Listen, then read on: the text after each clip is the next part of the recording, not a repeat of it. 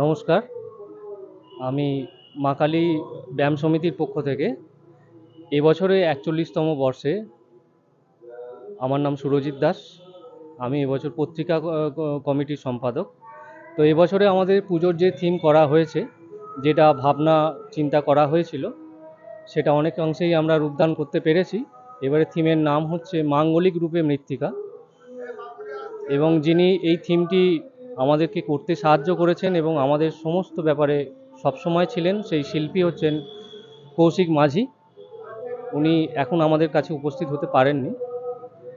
এবছরে আমরা ভেবেছি যে সমস্ত কিছু ডিগ্রেডেবল প্রোডাক্ট দিয়ে আমরা করব, কারণ মৃৎশিল্প আমাদের পশ্চিমবঙ্গ থেকে বিলুপ্ত প্রায়। সেই মৃৎশিল্পকে বাঁচিয়ে রাখার জন্য এবং মৃৎশিল্পীদের সাহায্য করার জন্য নতুন করে আমরা ভাবনা নিয়েছি যে এই মৃৎশিল্পকে নতুন করে জাগিয়ে তুলতে হবে। সেই জন্য মাঙ্গলিক রূপে মৃত্তিকা।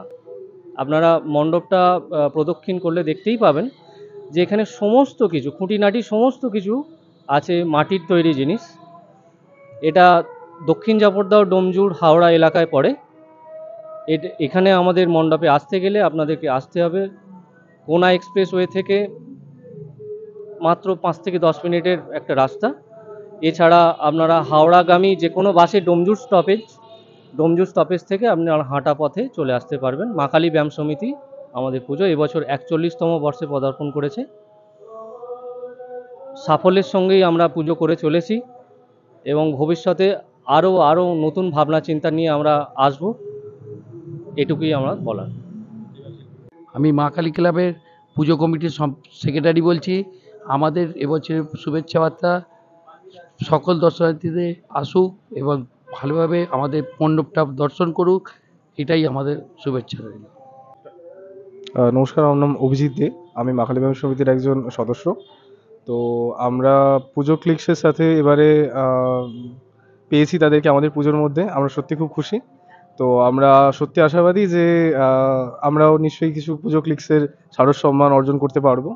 তো আপনারা দেখতে পাচ্ছেন আমরা খুব সুন্দর করেই এবারে মৃত্তিকা দিয়ে নিজেদের পুজোর মণ্ডপটা খুব সুন্দর করে সাজিয়ে তুলেছি, যাতে করে মানুষের কাছে এই বার্তা পৌঁছে দেওয়া যায় যে মাটির কতটা, মাটির শিল্প, যে মৃত্তিকা শিল্প, সেটা আজকের দিনে কতটা ইম্পর্টেন্ট হতে পারে মানুষের জন্য।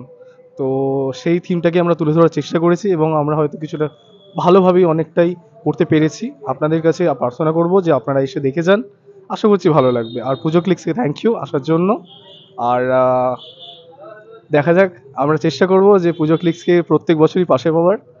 আর এ নিয়ে সবাইকে জানাই শারদ শুভেচ্ছা এবং সবাই আগমন একান্তভাবে কামনা করি।